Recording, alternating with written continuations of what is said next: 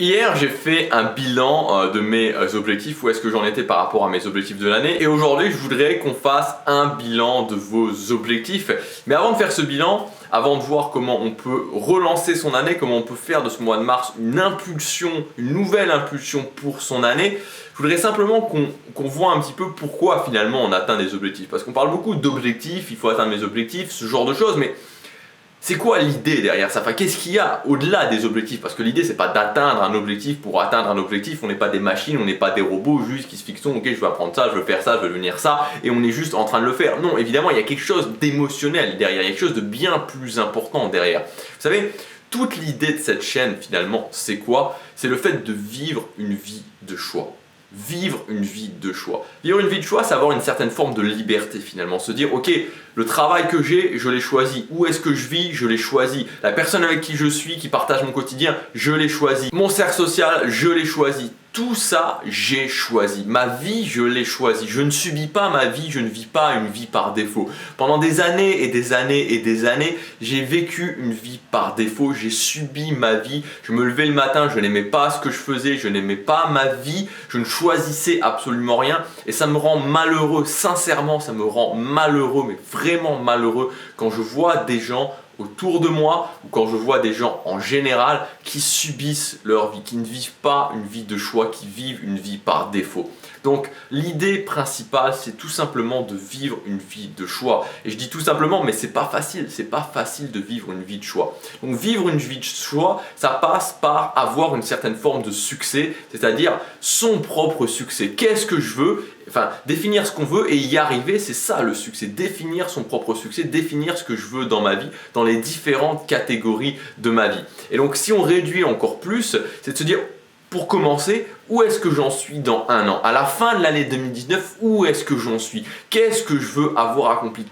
Où est-ce que je veux être? Avec qui je veux être? Combien je veux avoir d'argent? Est-ce que je veux avoir changé de boulot? Est-ce que je veux avoir déménagé? Toutes ces choses-là, qu'est-ce qui m'inspire? Qu'est-ce que je veux vraiment avoir accompli à la fin de cette année 2019?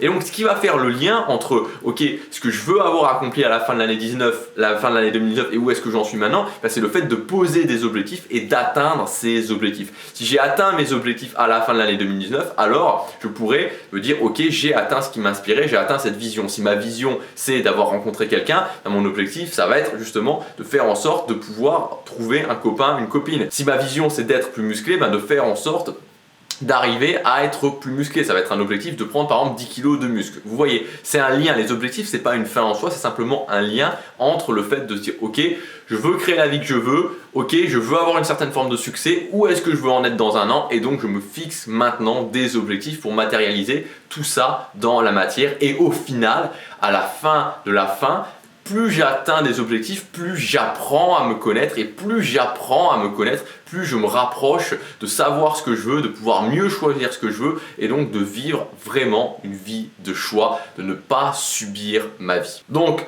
on est en mars. Où est-ce que vous en êtes tout simplement des objectifs que vous étiez fixés en début d'année? Est-ce que vous considérez que là où vous en êtes, c'est plutôt bien? Alors, je ne pense pas que personne se dise c'est excellent, peut-être, tant mieux si vous dites que c'est excellent. Je pense que la plupart des gens, si on trouve que c'est qu'on est dans la moyenne supérieure, on va se dire que c'est bien. Est-ce que vous pensez que c'est plutôt moyen? C'est-à-dire que c'est vous avancez mais c'est quand même assez fragile, ou est-ce que vous pensez au contraire que c'est pas bien du tout et qu'on est peut-être à la limite de la catastrophe, voire que vous avez abandonné plusieurs objectifs, voire que vous avez tout abandonné, voire que vous n'avancez pas? Donc plutôt bien, plutôt moyen, plutôt pas bien du tout. Voilà, donc il faut faire ce bilan avec soi-même honnêtement. Dans tous les cas, c'est pas grave, il y a encore le temps. Je voudrais justement vous parler dans cette vidéo, vous donner plusieurs états d'esprit et ensuite un plan précis pour relancer votre année 2019, pour donner une nouvelle impulsion finalement à votre année 2019. Alors, ça va être une vidéo assez longue. À la fin de la vidéo, je vous parlerai d'une offre que je vais vous faire, qui va être une offre assez exceptionnelle. Mais surtout, ne zappez pas jusqu'à la fin de la vidéo, parce que cette vidéo, je veux vraiment vous donner un maximum de valeur, et je veux que chaque personne, juste par le fait de regarder cette vidéo qui est entièrement gratuite, puisse trouver un maximum de valeur dans le fait de pouvoir relancer son année, dans le fait de pouvoir se dire à la fin de l'année, j'ai atteint ce que je veux. On va voir Donc on va voir pour commencer plusieurs clés. La première clé pour atteindre ce qu'on veut à la fin de l'année 2019, pour finalement réussir ses objectifs, c'est cette notion de sens. La notion de sens, elle est centrale. La notion de sens, c'est ce qui va battre finalement le fait de vivre une vie par défaut. Les gens qui vivent une vie par défaut, les gens qui subissent leur vie, la notion de sens est complètement absente de leur vie. C'est-à-dire qu'ils font un job qui n'a aucun sens pour eux. Ils sont à un endroit qui n'a pas de sens pour eux. Ils voient des gens, leurs collègues de travail, qui n'ont pas les mêmes centres d'intérêt qu'eux, qui n'ont pas la même vision de la vie qu'eux. Ils ont un cercle social où les gens n'ont pas là non plus la même vision de la vie qu'eux. Tout ça, toute leur vie n'a pas vraiment de sens. La notion de sens est complètement absente. Créer la vie qu'on veut, créer une vie de choix, c'est avant tout mettre cette notion de sens au cœur de sa vie. Et c'est pour ça que créer une vie de choix, c'est différent pour chaque personne. Atteindre le succès, c'est différent pour chaque personne. Parce qu'il y a des gens, et vous savez, c'est tout le problème en fait de notre société, c'est qu'on a on a voulu faire une sorte de schéma sécuritaire où on disait que réussir sa vie, avoir une bonne vie, c'était faire des études, puis trouver un boulot, puis se marier, avoir une maison et puis arriver à la retraite. Et ça fonctionne, mais ça fonctionne pas pour 100% des gens, ça fonctionne peut-être pour 20-25% de la population, peut-être plus, peut-être moins, mais ça fonctionne pas pour tout le monde. Et c'est le problème d'avoir voulu faire de ce schéma une norme absolue pour tout le monde, et que les parents répètent sans arrêt à leurs enfants, il faut que tu fasses ça, pourquoi? Ben, je sais pas, mais il faut que tu le fasses, qui fait qu'on crée des gens malheureux, parce que ce schéma n'est pas fait pour tout le monde. Il y a des différences, il y a des gens qui oui vont être heureux en travaillant au bureau ou en étant fonctionnaire, oui il y a des gens qui vont être heureux, mais il y a des gens qui vont être heureux en étant des artistes et en gagnant peut-être mal leur vie pendant les 10 ou 15 premières années, mais ils vont être heureux de le faire parce que ça aura du sens, ça aura vraiment du sens, et on est heureux avant tout, c'est-à-dire on est heureux, même si j'aime pas forcément cette idée de bonheur, parce qu'elle est trop, pour moi on part trop vite dans des considérations métaphysiques, mais on se sent bien au quotidien, on se sent fier au quotidien, on se sent accompli au quotidien, quand avant tout cette notion de sens, elle est au cœur de ce qu'on fait. Donc pour réussir ces objectifs, il faut que vos objectifs aient du sens pour vous. Pas parce que on vous a dit ou quelqu'un vous a dit de le faire, mais parce que pour vous, ça a un sens. Quand j'ai des objectifs qui ont un sens pour moi, alors naturellement, je veux dire, il y a des choses pour lesquelles on est prêt à se battre, il y a des choses pour lesquelles vous-même aujourd'hui, même si vous considérez que vous avez du mal à atteindre vos objectifs, il y a sûrement des choses pour lesquelles vous êtes déjà dépassé, des choses pour lesquelles vous avez atteint, vous êtes allé au-delà de vous-même. Et c'est la même chose pour les objectifs. Il faut trouver le point où il y a du sens pour vous qui va vous permettre d'aller au-delà de vous-même, de travailler au quotidien, d'être régulier, d'aller au-delà de vos peurs, d'aller au-delà de vos anxiétés, d'aller au-delà de la vie des autres. La notion de sens est essentielle. Le deuxième point, c'est que vous pouvez le faire. Vous pouvez atteindre vos objectifs, même vos objectifs les plus fous, ou en tout cas, vous pouvez vous en rapprocher un maximum. Vous savez, aujourd'hui, je pense qu'on est pollué, véritablement pollué par plein de gens qui sont dans la masse et qui ont soit raté leurs objectifs, soit ont capitulé. Et qui se font un devoir, pour je ne sais pas quelle raison, et qui se font un devoir, peut-être pour se soulager eux-mêmes, d'empêcher les autres, de démotiver les autres, de décourager les autres, et c'est souvent inconscient, mais ils le font quand même, d'atteindre ce qui est important pour eux, d'atteindre cette notion de sens. On va vous dire, mais arrête de trop en vouloir, mais allez, sois raisonnable, n'en veux pas trop, allez, reviens dans le schéma classique, reviens dans le fameux métro boulot dodo, refais des choses qui n'ont pas de sens pour toi, allez, bois plutôt cette bière, allez, détends-toi devant ce match de foot, allez, regarde un petit peu la télé, allez, calme-toi un petit peu, tu sais, il faut pas trop en vouloir, qui trop embrasse mal étreint. On va vous répéter ce genre de choses qui sont juste là pour annihiler vos rêves, qui sont juste là pour finalement vous ramener sur le fait que essayer de vous faire penser que ce que vous voulez c'est pas possible. Et moi j'ai envie d'être la personne qui va vous dire que c'est possible. Et peut-être qu'il n'y a pas énormément de chances que ce soit possible, mais même s'il y a une toute petite chance que ce soit possible, est-ce qu'il vaut pas mieux le tenter ? Parce que s'il y a déjà ne serait-ce qu'une personne sur la planète qui a réussi ce que vous voulez, ça veut dire que c'est possible. Il y a des gens qui ont réussi des choses que personne n'avait jamais faites. Alors s'il y a une personne qui a réussi, c'est possible. Et ça peut vous paraître cliché ce que je vous dis, mais pourtant, vous savez, j'ai envie d'être la personne qui est là pour vous dire que c'est possible et que ce que vous voulez vraiment atteindre au fond de votre cœur, c'est possible. Moi, j'ai eu plein de difficultés dans ma vie. J'ai pas forcément eu des bonnes cartes qui ont été distribuées à la naissance. En tout cas, ça m'est pas apparu forcément évident sur les premières années de ma vie, sur les 20 premières années de ma vie.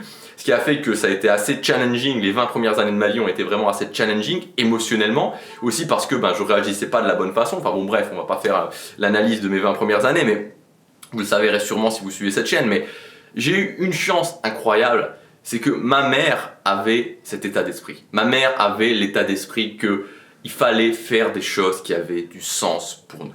Et elle m'a toujours été là pour moi, pour me le rappeler. Elle a toujours été là pour dire, même quand c'était difficile, Gabriel, tu vas y arriver. Gabriel, fais des choses qui ont du sens pour toi. Gabriel, c'est pas grave si les autres croient pas en toi. C'est pas grave si les autres essaient de te démotiver. Moi, je sais que tu en es capable. Je sais que tu as le potentiel en toi d'y arriver. Je crois en toi, Gabriel. Elle m'a toujours répété ça. Et quand j'en parle, j'en ai des frissons. Et ça a toujours été quelque chose qui m'a fait aller de l'avant. Même dans les moments où c'était très difficile, même dans les moments où c'était les plus bas que j'ai connus de ma vie, m'a toujours dit, tu vas y arriver, ce que tu veux, c'est possible. Et je veux être cette personne qui est là pour vous. Il y a trop de gens qui vont être là en train de vous répéter, c'est pas possible, sois raisonnable, et blablabla, et blablabla. Non, ne soyez pas raisonnable, atteignez ce qui est important pour vous. Je veux être cette personne qui va vous dire que oui, je crois en vous, et que même si ça va être challenging, même si ça va être difficile, même s'il va y avoir plein d'émotions négatives, vous devez, et c'est votre mission de vie, atteindre ce qui est important pour vous, le trouver, et ensuite l'atteindre. Vous avez le potentiel en vous. Le troisième point, c'est d'être orienté sur les solutions plutôt que sur les problèmes. Alors je sais bien que là aussi ça peut paraître cliché, mais je veux dire, souvent quelqu'un me dit, en coaching par exemple, dans les séances de coaching individuel, je voudrais atteindre ça, mais il y a ça qui n'est pas possible. Mais voilà, ce que je veux vous dire, c'est que des problèmes, pour n'importe quel objectif, je peux vous en trouver 200. Il y a une infinité de problèmes qui peuvent arriver, qui peuvent se matérialiser. J'étais un spécialiste de ça, c'est-à-dire qu'à un moment donné, ce que j'ai essayé de faire, et des fois j'ai encore du mal à me sortir de cet état d'esprit, c'est que je voulais impérativement essayer de visionner tous les problèmes qui pouvaient arriver et de les régler en avance si jamais ils y arrivaient. Mais c'est pas possible, parce qu'il y en a toujours qui peuvent arriver encore plus. Il y a une infinité de problèmes qui peuvent arriver. Donc soyez orientés sur les solutions. Même dans les moments où c'est difficile, dans les moments où vous n'y arrivez pas, dites-vous, ok, qu'est-ce que je peux faire d'un peu mieux? Comment je peux avancer? Quelle est la petite action que je peux prendre? Quelle est la petite habitude que je peux mettre en place qui va me permettre d'un petit peu avancer et de débloquer la roue, de sortir de ce plateau.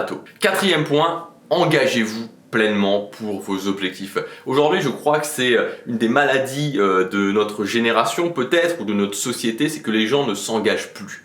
Les gens ne s'engagent plus pleinement. Les gens veulent être sûrs. Les gens ne veulent pas prendre de risques. Les gens veulent avoir la garantie que ça va fonctionner avant même d'avoir commencé.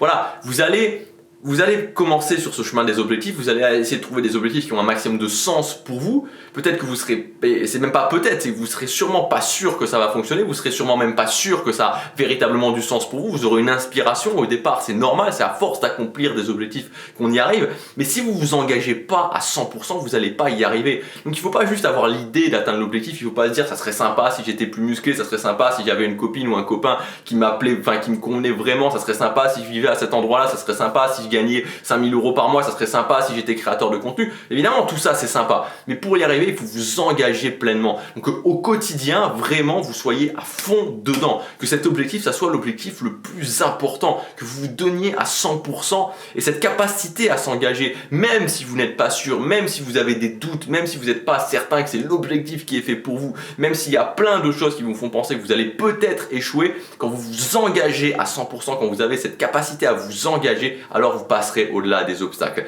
Et enfin, le dernier point, c'est que tout se passe maintenant. C'est-à-dire que c'est pas dans une heure, c'est pas demain, c'est pas après-demain. Souvent les gens me disent ah oui je vais m'y mettre, je vais réfléchir et je vais m'y mettre demain ou je vais m'y mettre la semaine prochaine ou je vais m'y mettre dans un mois ou ce genre de choses. Et ça c'est aussi en coaching, dans les nombreux coachings que j'ai fait, c'est très souvent quelque chose je dis non, c'est pas demain, c'est pas après-demain, c'est pas la semaine prochaine, c'est maintenant, c'est tout de suite que ça se joue. C'est-à-dire qu'il n'y a pas besoin de réfléchir, il y a besoin de se poser 5 minutes, 10 minutes, 15 minutes et après je prends au moins une première action aujourd'hui. Tout se passe dans le quotidien.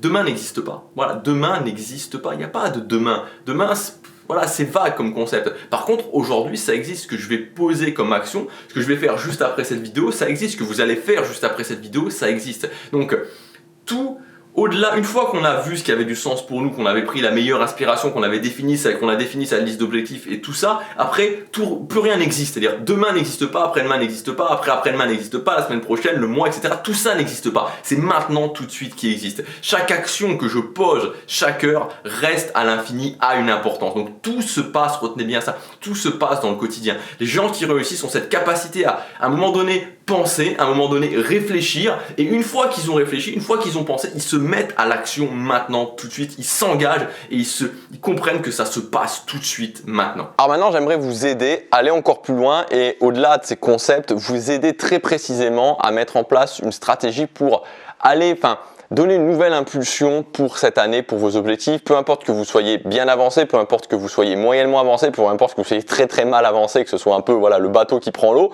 c'est pas grave, on peut mettre ensemble en place une stratégie pour relancer votre année, pour faire en sorte que cette année 2019 soit vraiment l'année du changement et qu'à la fin de l'année, regardez, ayez cette vision à la fin de l'année et dites-vous le 31 décembre au soir, je suis fier de moi, je suis fier de moi. Et je suis fier de moi, pas parce que j'ai tout réussi, vous savez les objectifs dont je vous ai parlé hier, peut-être que je vais tout échouer, mais c'est pas grave d'avoir tout échoué parce que à la rigueur, ce qui compte le plus, c'est l'engagement que j'ai mis dans ces objectifs. Parce que ça m'aura donné de toute façon des résultats, ça m'aura permis de toute façon d'avancer sur le chemin, ça m'aura permis d'apprendre à mieux me connaître et donc de savoir ce qui a plus de sens pour moi l'année prochaine, de me fixer des meilleurs objectifs l'année prochaine, d'arriver encore plus à ce que je veux l'année prochaine. Mais d'avoir cette satisfaction le 31 décembre de l'année, non pas de l'année prochaine, de cette année, de l'année 2019, de dire je me suis engagé, j'ai fait le maximum au quotidien. Et quand on a ça, voilà, on a tout gagné. Franchement, on a tout gagné. Donc, on va voir cette stratégie précise. Alors, premièrement, revoir votre liste d'objectifs. Donc, prenez votre liste d'objectifs. Il faut essayer de revoir un petit peu cette liste d'objectifs, de voir est-ce que tout fonctionne, suivant où est-ce que vous en êtes, bien, moyen, pas bien, de voir un petit peu qu'est-ce que vous pouvez faire par rapport à cette liste d'objectifs. Donc, de se poser des questions, comme par exemple des questions. Est-ce que sur chaque objectif, ça a vraiment du sens? Est-ce qu'il y a un pourquoi fort sur ma liste d'objectifs? C'est le premier point, la première question que vous pouvez vous poser. La deuxième question que vous pouvez vous poser, c'est de vous dire, ok, est-ce que sur chaque objectif, je mesure ma progression? Est-ce que sur chacun des objectifs, vous mesurez votre progression? Je l'ai répété, j'ai déjà dit, j'en parle tout le temps dans les formations, je donne des moyens précis de mesurer sa progression suivant les différents types d'objectifs dans mes formations. Si vous n'êtes pas un fou de la mesure, vous allez vous démotiver. Moi, tous les objectifs que j'ai cette année, ils sont mesurables, c'est-à-dire qu'ils sont mesurés. Ils sont mesurés d'une façon ou d'une autre, sur des résultats ou sur de la fréquence. Il y a deux grandes façons de mesurer ces objectifs, fréquence, résultat. Fréquence, résultat. Vous pouvez pour n'importe quel objectif c'est même pas vous pouvez, vous devez, mais vous pouvez facilement pour n'importe quel objectif, ne serait-ce que par la fréquence, mettre en place des instruments de mesure. Ça, c'est important, ça va maintenir votre envie de voir que, ok, j'ai travaillé à ce niveau-là, j'ai fait ça tant de jours. C'est déjà un premier moyen de mesurer. Et enfin, le troisième grand point, c'est de voir s'il n'y a pas de conflit entre les objectifs. Faites bien attention à ça. Des fois, il y a des objectifs qui sont conflictuels entre eux. Par exemple, au niveau de l'argent. Je veux faire ça, mais il n'y aura pas suffisamment d'argent, en tout cas pour le moment. Moi, je sais que l'année dernière, une de mes grandes leçons, c'était un conflit majeur d'objectifs en 2018. C'est que je voulais voyager. J'avais prévu de passer au moins 4 mois en voyage, mais je voulais aussi, j'avais un objectif de passer les 100 kilos développé couché. Et voilà, moi, ça ne fonctionne pas avec moi. Quand je veux vraiment m'améliorer en musculation, quand je veux vraiment avoir des résultats importants en musculation, j'ai besoin de calme, de tranquillité, d'être chez moi, de pas être stressé, et ça va vraiment à l'encontre, ça va pas ensemble, ça va à l'encontre, à l'opposé de quand je voyage beaucoup, où là je suis plus stressé. Le voyage c'est quelque chose qui fondamentalement m'angoisse depuis longtemps. Maintenant ça va mieux, mais ça reste quand même quelque chose de stressant. Donc bon bref, voilà, c'était des objectifs qui étaient vraiment à l'opposé. Donc faites bien attention qu'il n'y ait pas de conflit d'objectifs. Ensuite, le deuxième point, c'est que pour chacun des objectifs, de définir l'habitude ou le système d'habitude qui va vous permettre d'atteindre ces objectifs. Alors parfois c'est simple, parfois c'est moins simple, parfois ça change. Donc par exemple, apprendre le coréen, voilà, c'est simple. Apprendre le coréen, c'est une habitude, tous les jours, 1h30, je fais mon coréen. Il n'y a pas à chercher midi à 14h, alors après on peut définir ce qu'on fait à l'intérieur de cette heure et demie, bien sûr, mais concrètement, toute l'année, ça va évoluer au niveau du temps, mais je peux me dire, toute l'année, je vais faire 1h30 de coréen, soit par jour, soit 3 fois par semaine, soit 2 fois par semaine, etc.